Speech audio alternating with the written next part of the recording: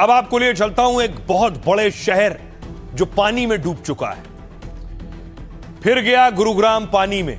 देखिए जरा तस्वीरें देखिए, सोशल मीडिया पर भी तैर रही हैं और यहां बस तैर रही है। लेकिन अफसोस ये स्कूल बस है। सोचिए, बच्चों को ले जाने वाली स्कूल बस पूरी तरह से पानी में समा गई है। ये बड़े शहरों में शुमार गुरुग्राम की तस्वीरें।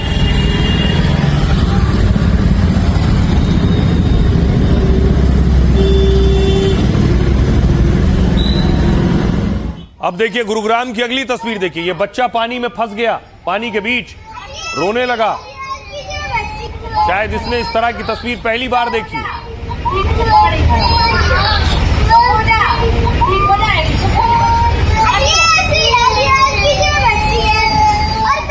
अब देखिए गुरुग्राम का इफ्को चौक, ये देख रहे हैं, ये व्यस्त रोड है और वहां बीच सड़क गहरा गड्ढा हो गया है।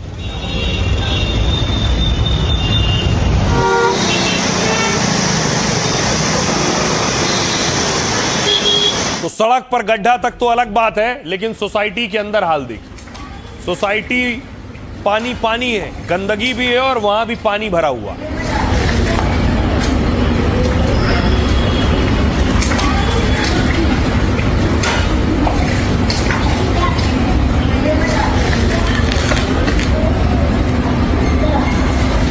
अब बड़ी बात यह है, बच्चे को आप देख रहे हैं कैसे स्कूल पहुंचा है।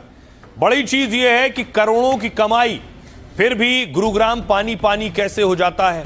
गुरुग्राम में आखिर इतना पानी कहां से आ रहा है, कितना पैसा गुरुग्राम के लोग दे रहे हैं टैक्स में, उसके बाद शहर का यह हाल है। देखिए मैं आपको दिखाऊं कि यह आप देख रहे हैं गुरुग्राम का हाल, यह है शहर का हाल। गुरुग्राम की पहचान बड़े कॉरपोरेट और आईटी केंद्र के रूप में। यहां ऊंची इमारतें, बड़े मॉल, महंगी रिहायशी प्रोजेक्ट और दफ्तर हैं। ये शहर ग्लोबल फाइनेंशियल हब और मिलेनियम सिटी कहलाता है, क्योंकि ये देश की बड़ी अहम कंपनियों के दफ्तर हैं यहां पर। गुरुग्राम से सालाना 65,000 करोड़ से ज्यादा का कुल टैक्स जाता है। अकेले केंद्र को करीब 48,000 करोड़ का इनकम टैक्स मिलता है। यह भारत का 9वां सबसे बड़ा इनकम टैक्स देने वाला शहर है। यहां पेशेवरों का औसत सालाना वेतन 22 से 33 लाख तक है। यहां एक शख्स का मासिक खर्च करीब 25 से 40 हजार रुपए है एवरेज, जबकि एक परिवार का खर्च 65,000 से 1.5 लाख महीना तक है। गुरुग्राम में घरों की कीमत कम से कम 60 लाख से 1 करोड़ है, जबकि 4 BHK 5 BHK अपार्टमेंट्स 45 से 100 करोड़ तक है। यहां अब तक का सबसे महंगा पेंट हाउस 271 करोड़ में बिका है। उसके बावजूद शहर हर बारिश में डूब जाता है, ट्रैफिक से बेहाल हो जाता है। गुरुग्राम जिले की आबादी 2011 जनगणना में करीब 15 लाख है और हालांकि 15 साल बाद यानी 2026 में आबादी करीब 30 लाख तक हो सकती है। हालांकि 15 साल बाद यानी 2026 में आबादी करीब 30 लाख हो जाएगी। आइए अब आपको बताऊं कि आखिर क्यों डूब जाता है हर बार गुरुग्राम, क्या वजह है गुरुग्राम के डूबने की। इतना बड़ा शहर, इतना महंगा शहर, हजारों करोड़ टैक्स, फिर भी हर बार पानी में। दरअसल शहर में बड़ी संख्या में सड़कें, इमारतें और कंक्रीट की सतह बनी है। इससे बारिश का पानी जमीन में जाने के बजाय तेजी से बहता है। शहर की 60% से ज्यादा जमीन पर इमारतें और सड़कें बनी, जिससे जमीन की पानी सोखने की क्षमता खत्म हो गई। अतिक्रमण है, प्राकृतिक जगह नहीं बची, जिससे हालात बिगड़ गए। यहां का घाटा बांध जो है, जो कभी 370 एकड़ में फैला हुआ था, दावा है वो अतिक्रमण और कंक्रीट से 2 एकड़ रह गया है।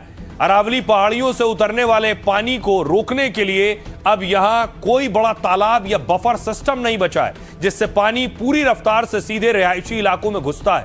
केंद्र सरकार ने अगस्त 2025 में लोकसभा में बताया था कि गुरुग्राम में 2019 में करीब 90 गंभीर जल जमाव के इलाके थे, लेकिन साल 2024 तक इनकी संख्या घटकर 30 रह गई।